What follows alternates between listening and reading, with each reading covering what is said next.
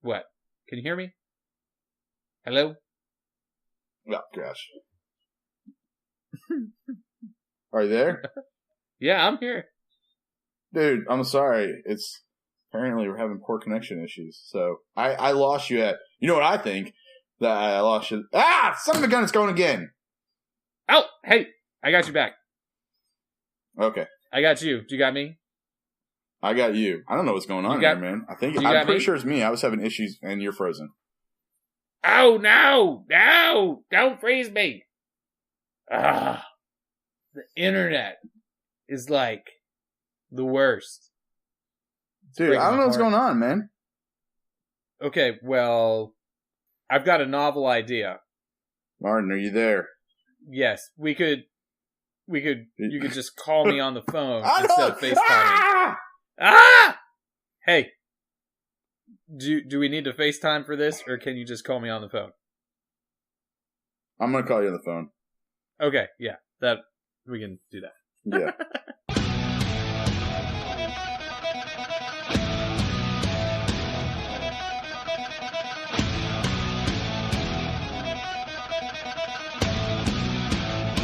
Ladies and gentlemen, welcome to your two favorite facially blessed individuals. That's right, folks. It's the two bearded preachers. We are the goats of podcasting, aiming to misbehave on this wonderful evening. Thank you so much for joining us. Welcome to the show. Maybe 90 is enough. Maybe 91 isn't going to happen. No, 90 is going to happen, even if it's just us not talking and going back and forth like this.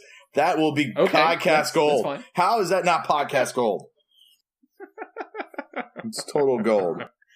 So, all right. What's your reason for us sticking through with this? My reason for what? Why we stuck with it for so long? Oh yeah, right. I think that we're sticking with this longer than anyone expected because now neither one of us are in the same church, right? Yeah. But we're performing the same function in different places and in different contexts. So it's like more interesting to me what you're doing now because I'm looking at it from the different perspective. Yeah. Right? Yeah. And my context is so different from yours. My guess would be that it's interesting to you how super small town church work goes. Because it's like a different kind of animal, I think. Yeah. That, and I just like talking to you, like, because it's, you know, like, honestly, yeah. It's the only way I stay sane, I think. Are you having trouble with sanity lately? I have, actually. This last week has been Drive Justin Insane week. Not week. This last month has been Drive Justin Insane month is really what it's come down to. But the last week. What's driving you crazy? What's going on? It's just I can't go into too many details, you know, obviously. Right. But it's just that, like, for me, when I have a finish line that I see, when I see a finish line to a project, to a goal that I have, and I'm running towards that, and then the finish line gets pushed back 100 yards, yeah, it's frustrating to me, you know? Or, more accurately, when I have a finish line and it's in my sight, and then all of a sudden obstacles are thrown in my way to getting towards that finish line, that frustrates me and ticks me off. So you want to drive to the goal? Yeah, I like someone to I would take a wheelchair to the goal right now. Someone just push any sort of movement towards a goal. Yeah, because the deal is like this finish line would help me out greatly.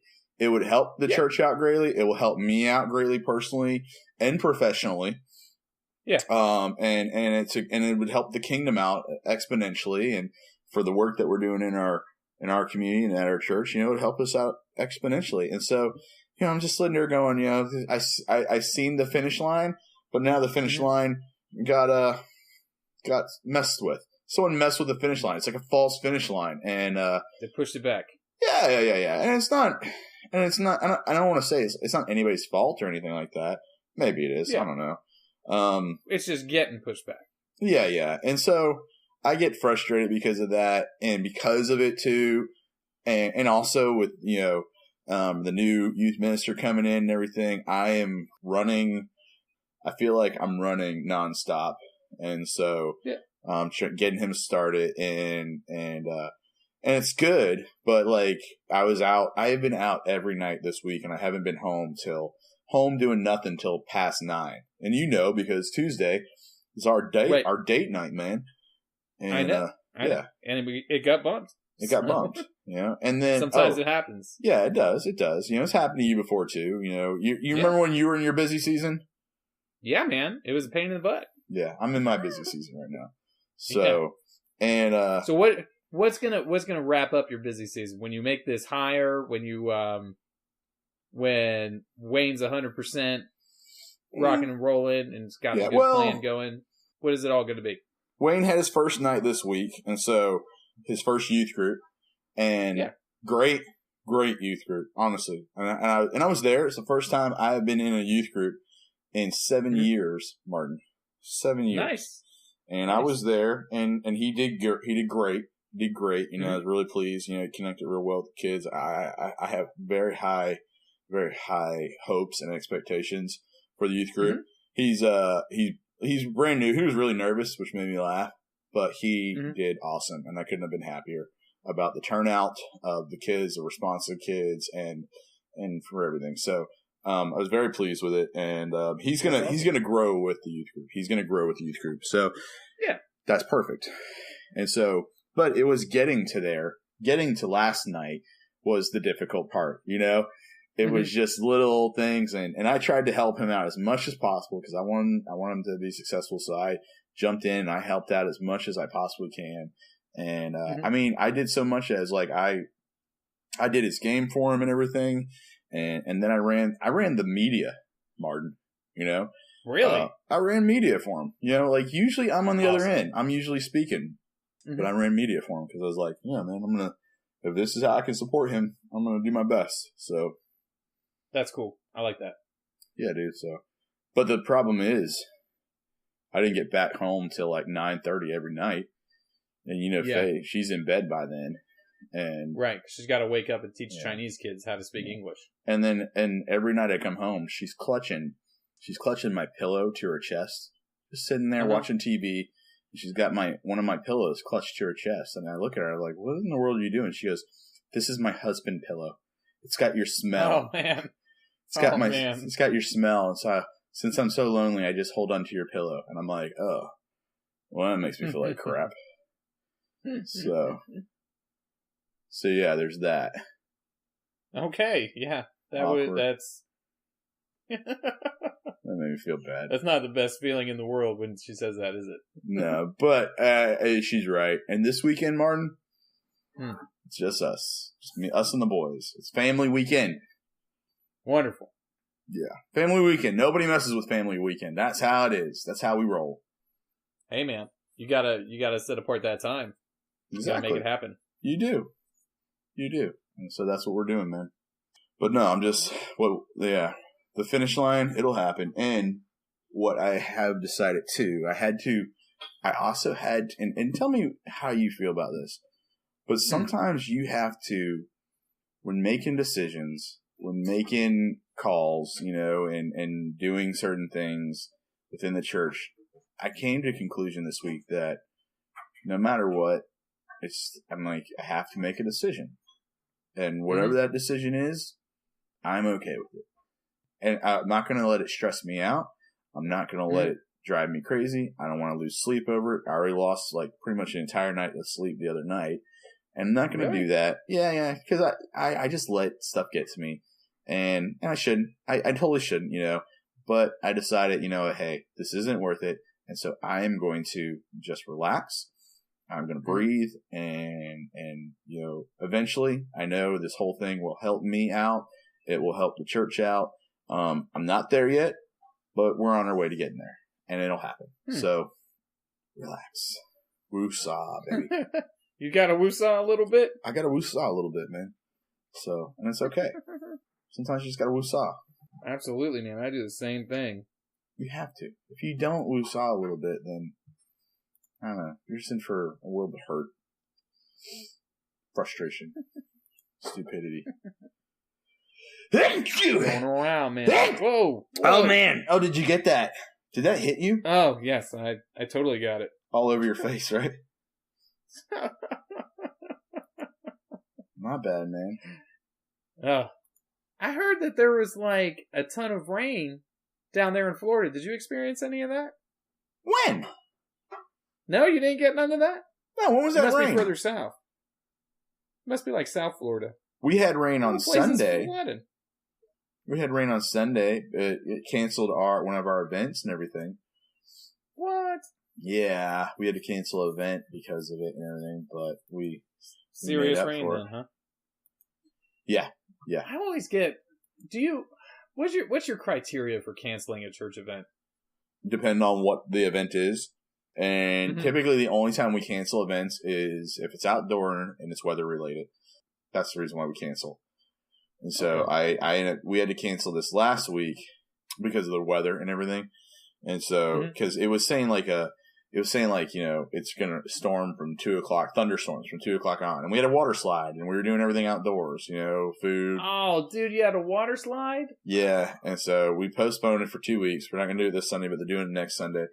And the thing was, and here's the issue, because it was for like the little kids, and the little kids were so excited and everything, and they couldn't wait to be and do it and everything like that. And what happened was we canceled, but we live in St. Cloud. Okay. Like and rain in Florida is like, it'll rain on one block and not rain on another block. It's very difficult to know where that rain's going to hit. Where that rain is going to hit and everything. And so for me, we made the call, and then parents, and like I was told at core group tonight, the parents were like, thanks a lot. My kids were looking outside their house going, it's not raining, Mom. Why can't we go? And see, the thing was, Faye and I drove by the church. We live in St. Cloud, and it wasn't raining where we're at. It was overcast, and I was like, dang, man, this stinks. And we drove by the church. As soon as we started getting to the church, everything was soaking wet, drenched and everything, and there was rain. And I was like, oh, praise the Lord, it's raining here. Oh, gosh, I feel so much better. Yeah, there's been a couple of times where I had, where there's severe thunderstorm warnings and that sort of stuff, and we'll cancel like an evening service or that sort of thing on account of the weather. And there's been times when it just hasn't rained. Yeah. And whenever that happens, I'm just like, oh, barf. You feel like a total turd. So then there's been other times where we said, no, we're going to go ahead and keep having it. And it just rains buckets everywhere, and it's unsafe and dangerous, high winds and all that. Yeah. And some people stay home and some people come out, but everything is just drenched. So I don't know what the best decision is there when you're talking about a church event, especially when you're doing something special like you guys were doing with a water slide. Mm-hmm. I mean, renting a water slide if you've never rented a water slide before, there's a bunch of stuff that goes into that. It is, You got to have power, you got to have water, you got to have blowers, you got to get it set up, you got to get it torn down. If you get the really big ones, then it's a whole multiple blowers. You got to have so many breakers in order to support all the electricity that you're going to be using. I mean, there's a lot of stuff that happens with it. To have it all go south because of weather is the worst. It is. It stinks, but it's pain. Do you get a rain check with the water slide guys? Oh yeah. We just rescheduled. Well, we didn't pay them yet, so we pay them when they show up. We're like, no, not yet. No, you gotta wait. So we did, and we're good. We're good to go. So okay, they're cool with it. Yeah, water slide guys need to be cool with it, because like we're like, hey man, it's water slides. Relax, ease up there, killer. I'm sure they understand. They have to understand. I'm not paying for a water slide if I can't use it. Okay. And you live in Florida, man. You live in Florida. It's gonna happen. Okay. Yeah. It's a risky business. That water slide business. Water slide business is extremely risky. It's volatile. It is. It's very volatile. You never know what you're going to get. When we had the back to summer party with Leon threw back to summer party, and he got 3 different water slides. Oh yeah. And it was cool, but it took a lot of set up, a lot of prep work, was expensive, Yeah. but it was super fun. Yeah, I mean, it was great. We had a mess of kids running around, rolling down everything. Mm-hmm. But one of them was super big, and everyone went straight to the super big one. It's like the other two that they weren't even necessary. If you get the super big one, yeah, you might as well not even have it. So I think when you the bottom line is when you're doing this kind of stuff, all you really need is one. You don't need more than one. You're good. I'm starting to feel that way. Yeah, that's what I've learned over the years. In my wisdom, you need one slide for an event like that. It ain't no big deal, ain't no thing. So and we're doing this one for it's the children. And we might need to start honestly with the way this youth group looked. Though we might need to start doing more stuff for the youth group. And that's what I'm seeing. So, which is all right. Okay. It's totally all right. I'm actually excited about it. I'm very excited about the youth group. I'm super excited, Martin. You excited? Super excited? Super duper excited. I can hear it in your voice. I'm very excited about the youth group. So excited, Martin. Okay, that's better. I buy that one. Yeah. The other one I wasn't so sure about, but that one sounds legit. You weren't too sure, yeah. Oh, I'm so excited. The youth group here that Leon's working with, he's got his youth room pretty well set up the way he wants it, with cool lights and a big stage and all that sort of stuff. Yeah. And it's bumping, man. Yeah. It's bumping. There's Wednesday night this week, he had 29, I think, kids. Really? Which is really good, considering how when summer was, we pretty much shut down during summer, which neither of us really wanted to do. But we just didn't have enough prep time to figure out how we were going to make it function through summer when there's camp and other things going on. Yeah. But the pickup that he has is really strong. And now we're looking at it, it's like, oh man, we got this youth room all set up, but there's too many kids already. So where are we going to move it to? And now we're trying to figure out where we're going to move it to and move all of his gear that he bought and put together and everything. How are we going to transition all that stuff into a bigger space? But those are good problems to have, man. So fantastic. I'm just like you're excited about it. I'm excited too. I'm pumped up about it. Because our first night last night, we had 11 kids. Awesome. Yeah, man, and I was told by one of the parents that's the most kids that they've seen at youth group in a long time. Yeah, I was very happy, and so that's cool. Yep. Now, how many children do you guys normally field? Children? Oh. Yeah, probably them, right? between 35 and 40 each week. Whoa. Yeah, I know. Man. So, and it doesn't take long. I mean, it takes years, but nowadays a year doesn't last nearly as long as it used to. You know what I'm saying? Oh, yeah. It doesn't take long, so all those kids are going to be in the youth group. They're all going to transition up. Oh, yeah. And we had a lot that transitioned up to this one. And so it's a lot of middle schoolers and everything, which I love middle schoolers. They were awesome, Yeah. It was a fun night, Martin. Like I said, I haven't been in youth group in a long time, and it was cool. So, and you're ready to go back to it now. Is that what you're saying? Well, I mean, I'm a volunteer now. Perfect. Huh? I'm a volunteer now, man. Volunteer? Hey, man, there's something great about being a volunteer. It is. Something really nice about going and sitting and letting somebody else handle it all. Yeah, and saying, how can I help? What do you want me to do? I don't have to do that lesson, man. That's so nice. So, it was cool, man. Yeah, it was really cool.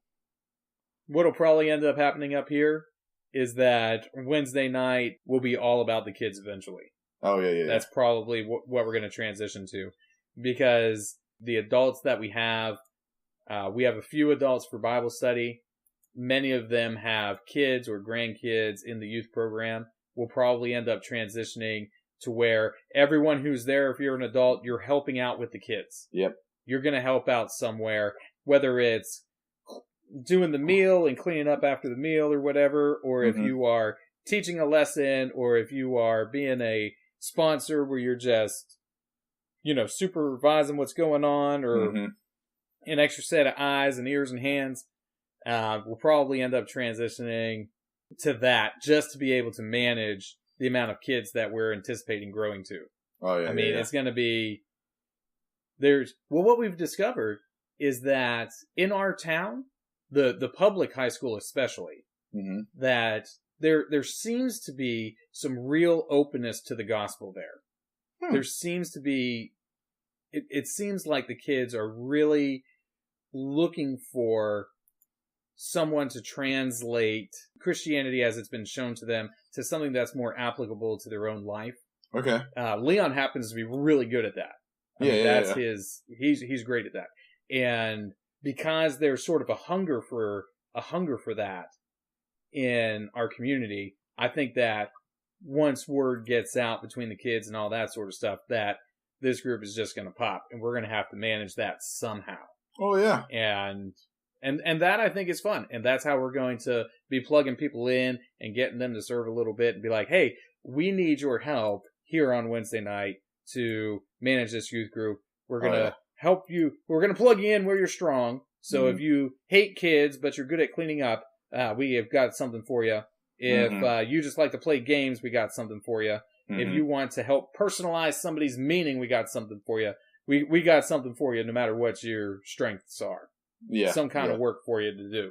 Yeah. But that's probably going to happen because we're trying to figure out how we're going to manage a youth group that's much larger now, just in the couple of weeks since we started up. We started up in mid-July, and here we are at the beginning of September, and we have the youth groups more than doubled in size. Yeah. Yeah. You got to have some way to deal with that. Absolutely. Absolutely. That's awesome. That's a great problem to have. And, I'm anticipating that too with what we're doing and everything. So it's just, you know what it is? And I don't know how you feel about it, but it's literally like, I kind of even want to look at it going, we're doing something simple, it's not like overly complicated, it's not overly, produced and everything like that. We're just going to go there. And I had a good time, Martin, just hanging out with kids, and dude, I did the game and everything. And, I had such a fun time messing with them and everything. It was cool. I don't know if you remember, you probably don't remember I used to do this, but like when I was in like my last year in the youth group, I had this lockbox. Okay. Lockbox? A lockbox. Lockbox. Only I had the key to this lockbox. And it was a joke. It was a joke that I started doing because of Al Gore. And remember when he was running for president and he's going to get a lockbox on. And so like I would stand up there. Social Security lockbox. Yeah. And so I would stand up there and I would go, and whoever won that day for the game or whatever, I would say, okay, here's the deal. You can pick a candy out of this thing. You can take, a candy bar out of here. Yeah. Whichever one you want. And they go to reach for it and I go, and I grab the lockbox and I hold it up. I said, or you can have whatever's in this lockbox, whom only I have the key for. Ooh. And I said, so no one else knows what's in here except for me. So what'll it be? Man. Will it be the candy bar that you're going to get, or whatever's in Justin's lockbox? And so I would go for the lockbox. Exactly. Well, when I was youth minister, no one would ever go for the lockbox. Really? What was in it? So 7 years goes, and this lockbox ain't been open. All right? So I'm like, tell Wayne, Wayne, I got this idea. I'm going to bring out the lockbox. He's like, what are you talking about? I said, I got this lockbox. I don't know what's in it. I said, but I got the key right over here. And so we do this game called Poser, where like a pose, there's like 4 different poses, and everybody strikes a pose. Everybody strikes a different pose, and then the screen pops up, and if it's the pose that you're doing that pops up on the screen, you're out. Okay, and so it's all randomized, and so you're out, and you keep going till you get one person. So we get this one little girl wins, and Her name is Selah, and she comes up and she goes, like, seriously, 7 years, okay? I haven't done youth ministry in 7 years. I haven't been in a youth group in 7 years. And I said, all right, you can pick whichever candy bar you want. And she reaches for a Twix, and I go, or... Welcome to intermission.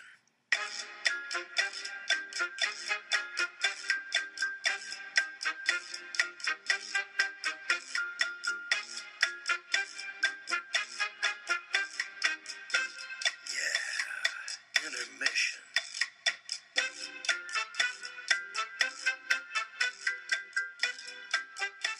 Here's the deal.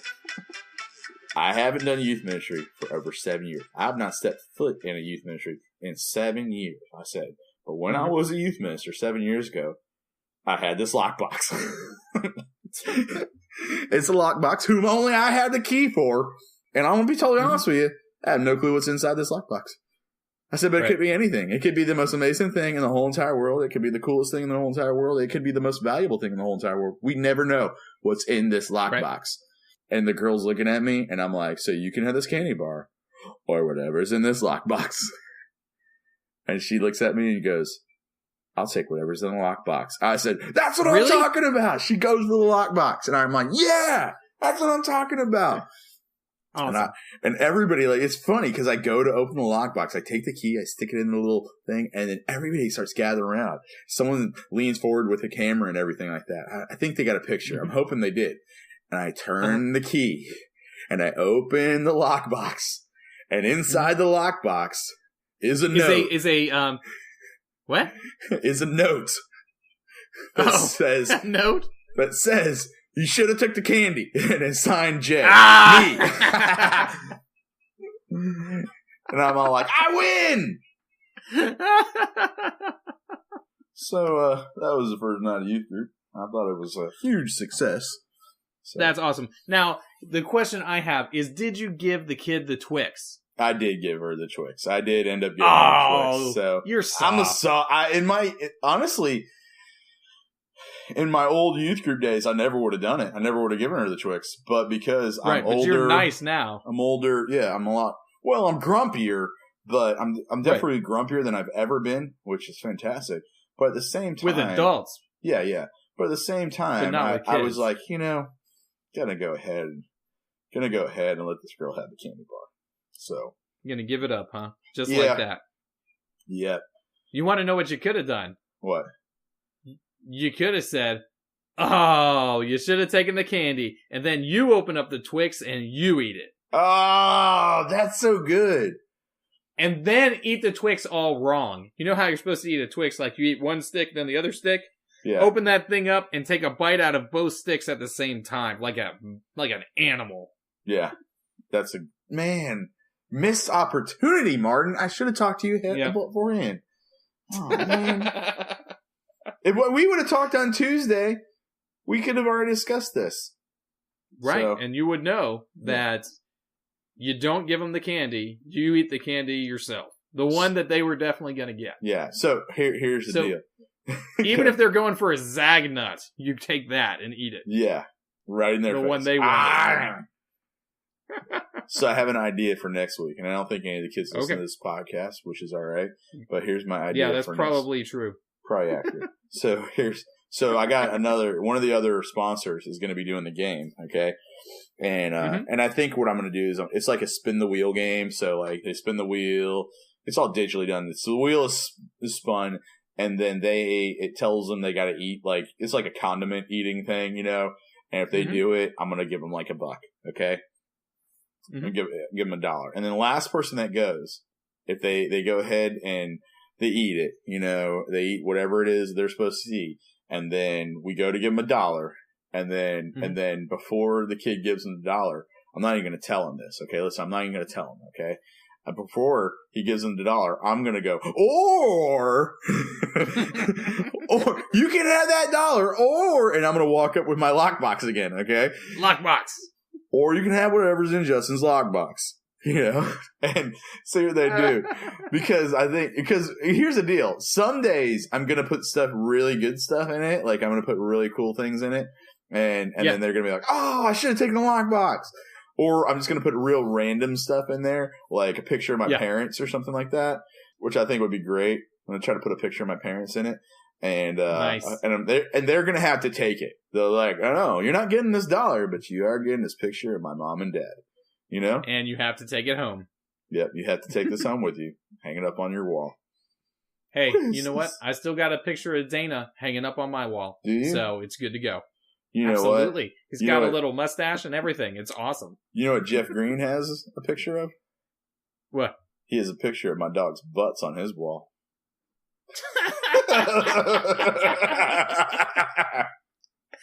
You want to know what? I bet he still has that and still has the picture on his wall. I think he does too. I like to think that even though he hates me, he still has the picture of my dog's butts on his wall.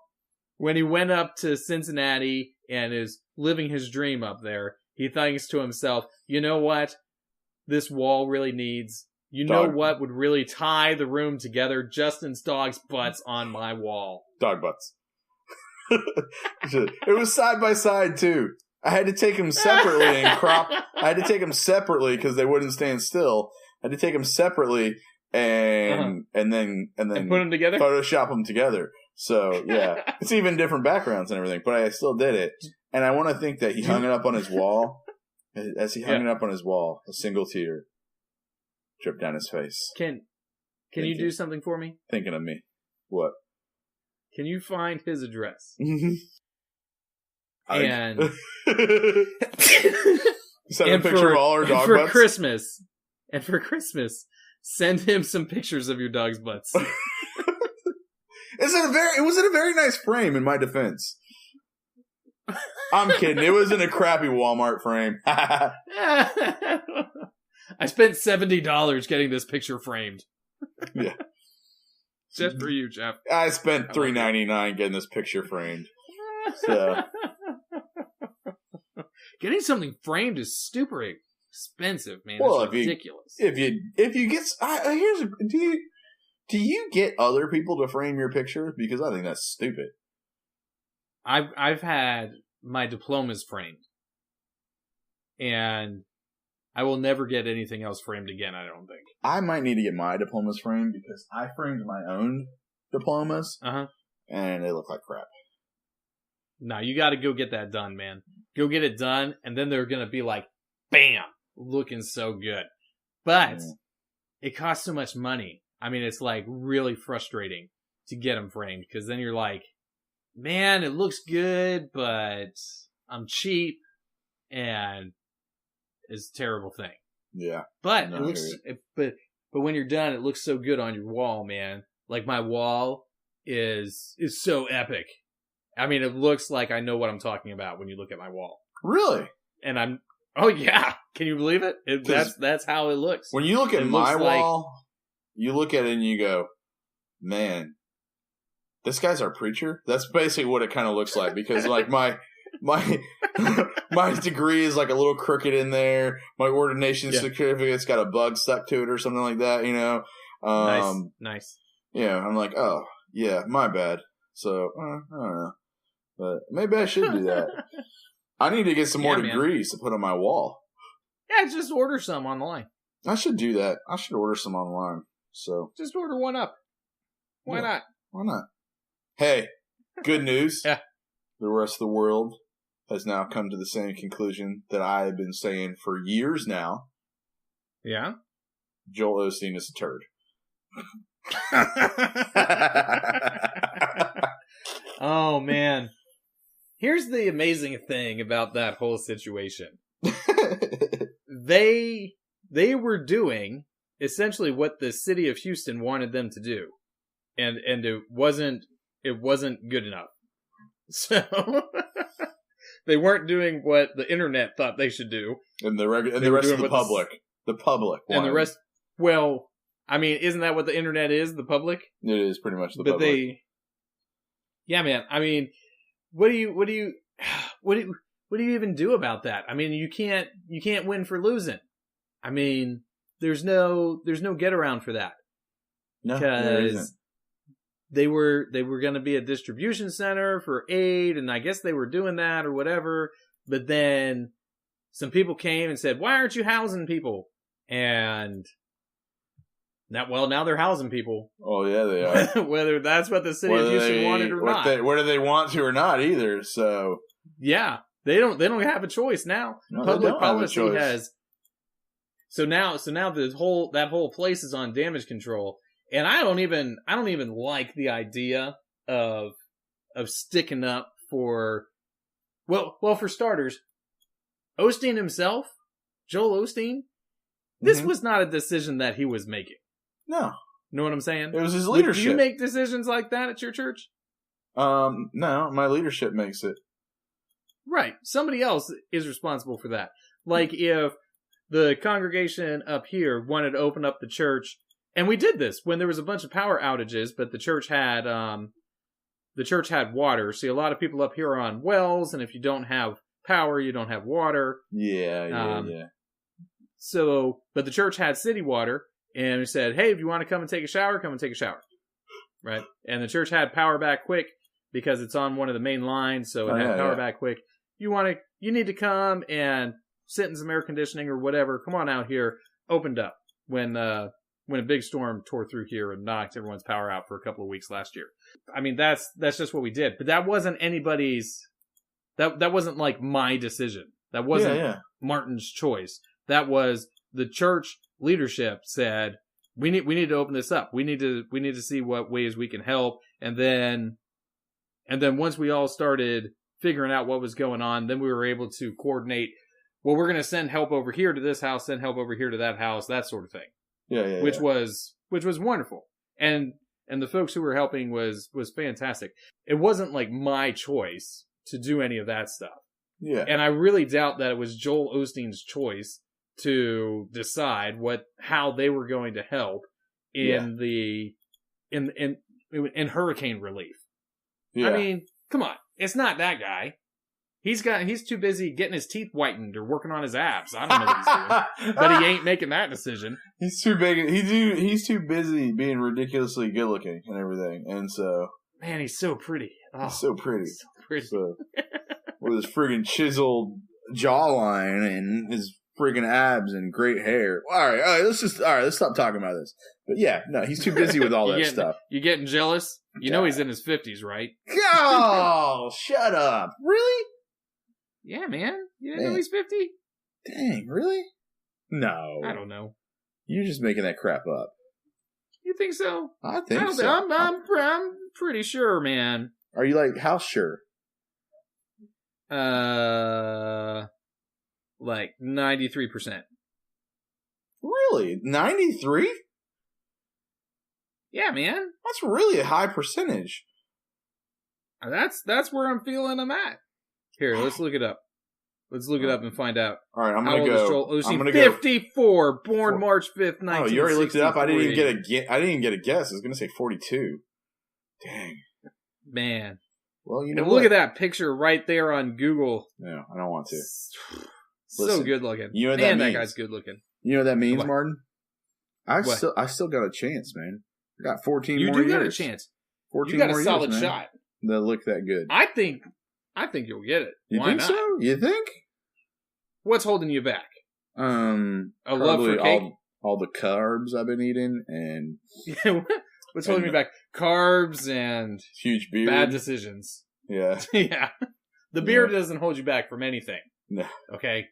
Let's get that out there. Except for being except for being a mainstream preacher. I mean, apparently if they're all clean cut.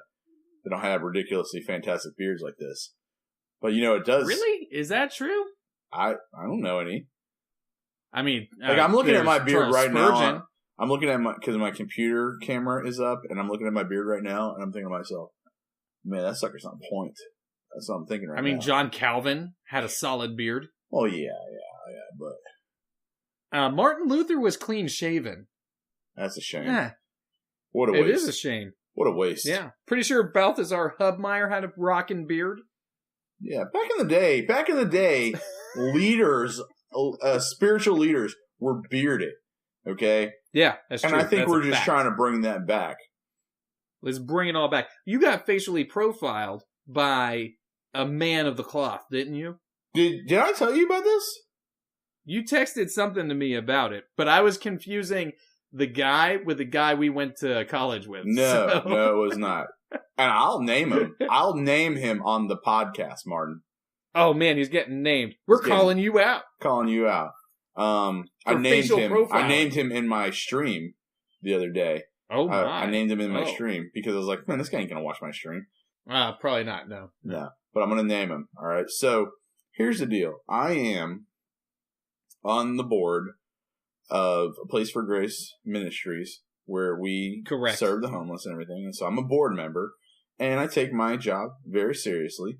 You know, I used to be the chairman of the board, and I got off of being the chairman of the board. And congratulations. I don't know if I don't think I have a role. I might be the co-chair. Not totally. Okay. I need to check that out. You don't even know? I can't remember. I've the last 2 months I haven't been able to be at a board meeting, okay? Because of getting stuff with my youth ministry and my youth minister set up. I haven't been able to be there.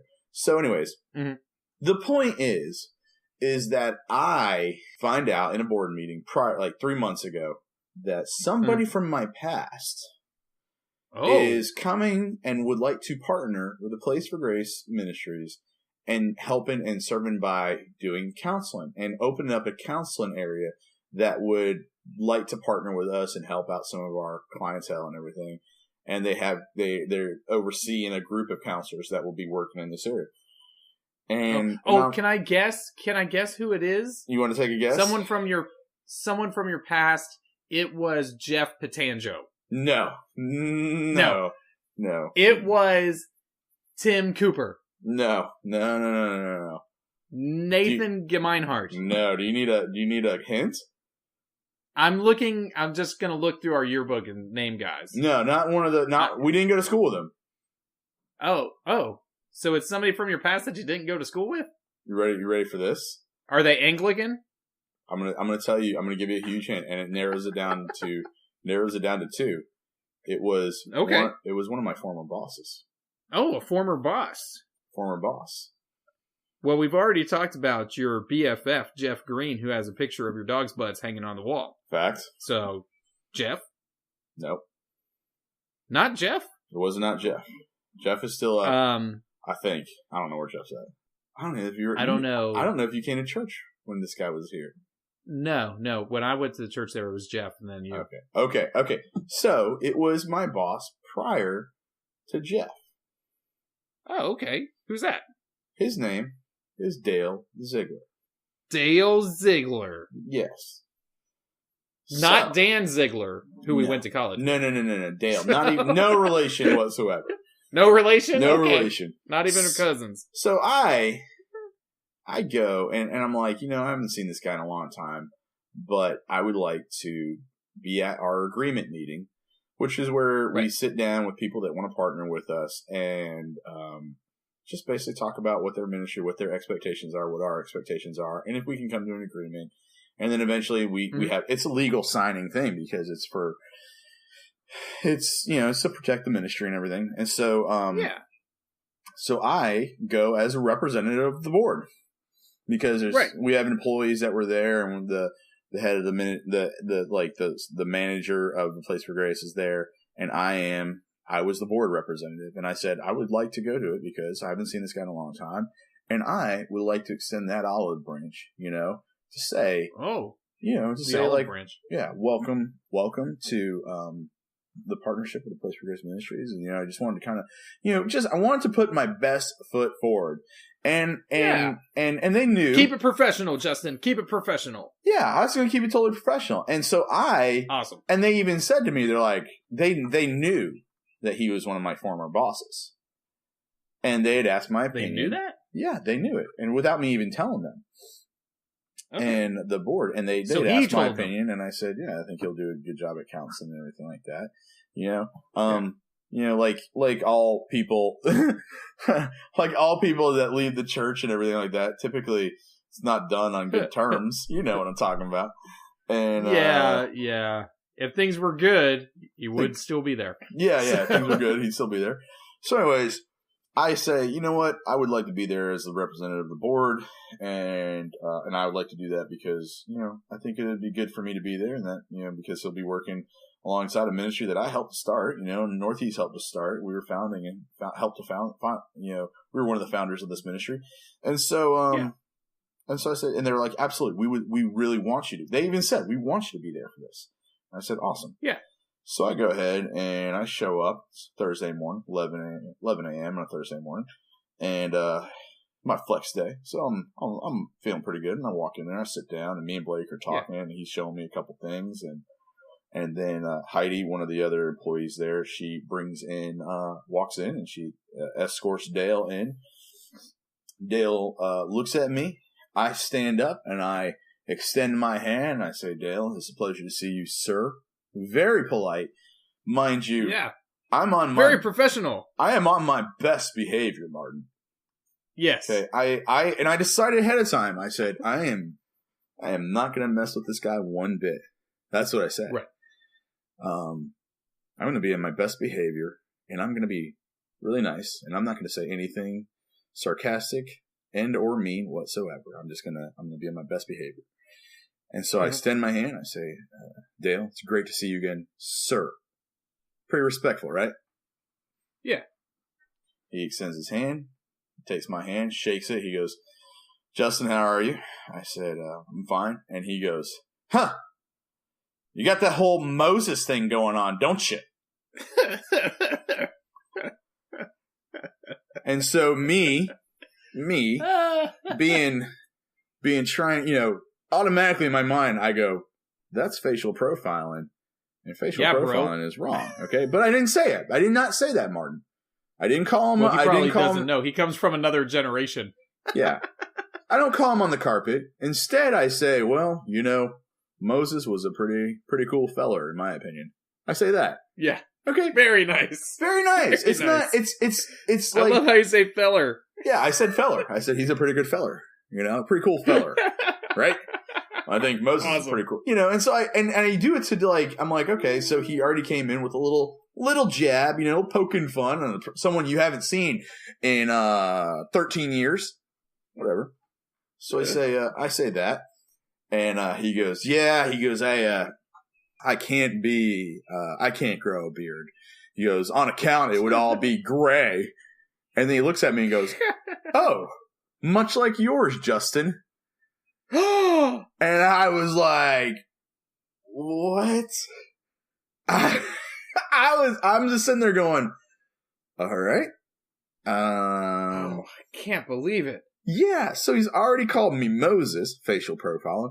He then remarks on my gray beards. And then, he says that. And my response, now, mind you, I could totally go. I could start dropping them, Martin. I could start dropping the hammer and just, I could be that person. I can be it. And I can be it, Martin. Yeah. But I don't. No? I don't. Instead, I just say, well, I just very politely say, well, I'm told that the gray makes me look distinguished. So I say something like that. I don't take a jab at him. I put it back onto myself. All right. And ready for this, Martin? He says, and I quote, well, Justin, I never had the need and or desire to look distinguished. And I am beside myself. Did you say that you could tell? No, I can tell. Zing! I did not. I did not say that, Martin, because I had promised my board. And they know I'm a jokester. The board knows I like to goof around. I like to mess with people. And I told them I'm on my best behavior. And I'm representing a place for grace.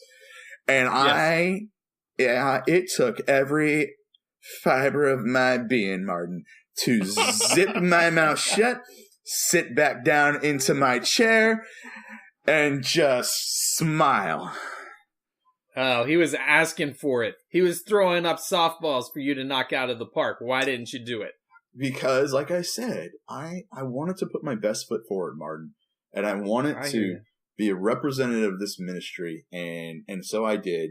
And I took a beating. I took a verbal lashing of facial profiling, which is wrong, mind you. It is always wrong. It is never right. Oh, I got that Moses thing going on.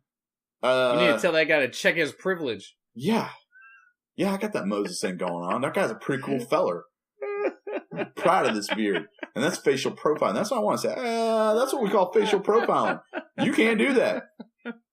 So how long do you have to play nice with him before you start, like, laying into him a little bit? He gave you the business. How long do you have to wait? Do you feel like you need to wait in this relationship before you give it back to him? Before you give him 2 heaping scoops of justice? The truth is, Martin, chances are, because it's not necessarily him he's overseeing this ministry, and there's going to be other counselors that he oversees that will be there, so chances are I won't even see him again. But if I do. If you do. I'm just going to mess with him a little bit. Just a touch. Just a touch. Not too much. I'm not going to make it obvious, Martin. I'm just going to. Just little comment. Just little comments. Just little thing on the side. Just a little something on the side, just to appease my grumpy nature. You know? Well, I think you've earned it. Oh, I mean, seriously, I felt like, I literally just felt like, oh, I'm going to take this beating today, aren't I?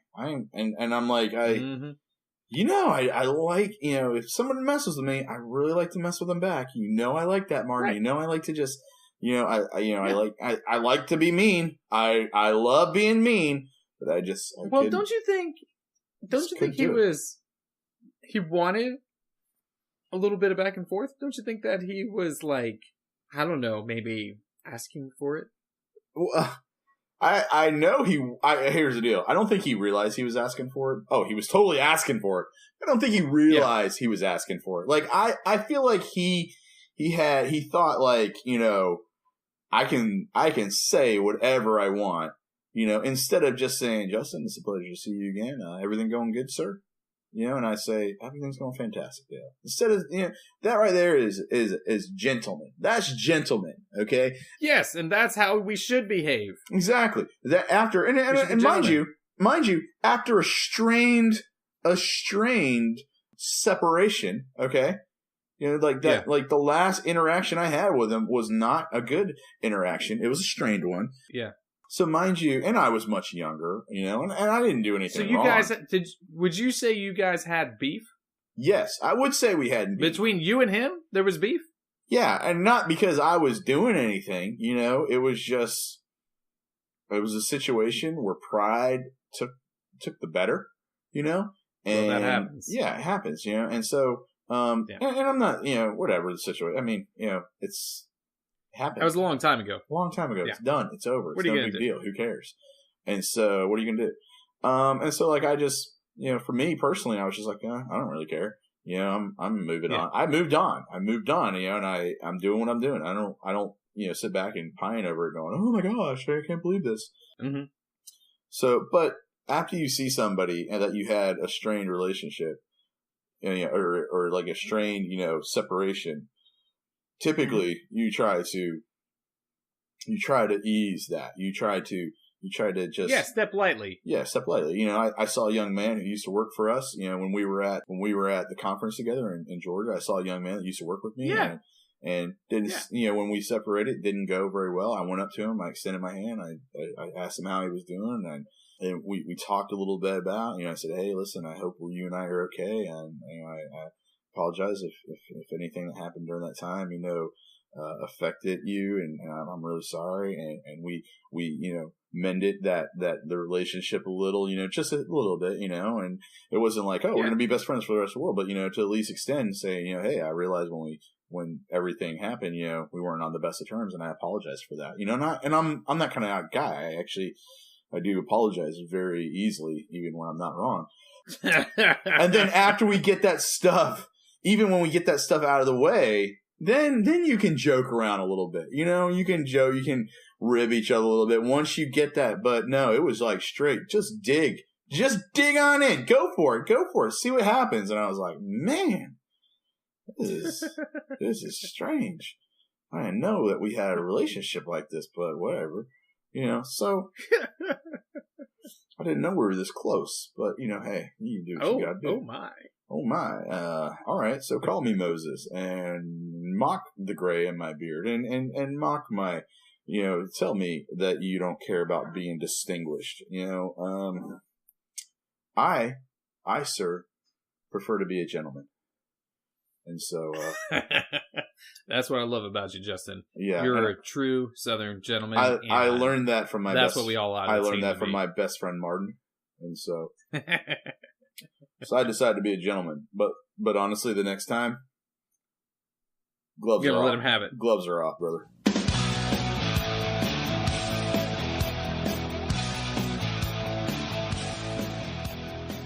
I'm pretty sure that he wanted to have a little back and forth.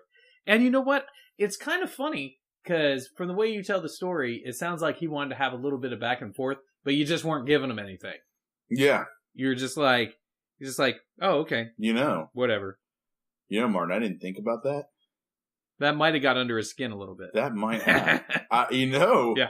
It sounds like that, when you're right, Martin, you're right. And I think maybe everything I needed to accomplish is already done. And it sounds maybe you got him by not playing his game. Sounds like I already won. Gosh. You want to know where I learned that? I learned that in judo class. You did? Oh, yeah, man. They're like, your opponent is going to give you stuff, right? They're going to give you stuff like they're going to give you this move, this hold, this grip, whatever. They're going to give you stuff, and you use what they give you to put them on the ground. Yeah. That's the whole idea. I'm sure they do the same thing in MMA class with you. You use what they give you. Yeah. And then just go with that. That's what you did. You used what he gave you. You're right. You didn't use it the way he wanted you to, though. He was setting you up. You're right. But you wouldn't have it. Love it. So you're saying I won? I think so. I won that exchange then. Yeah.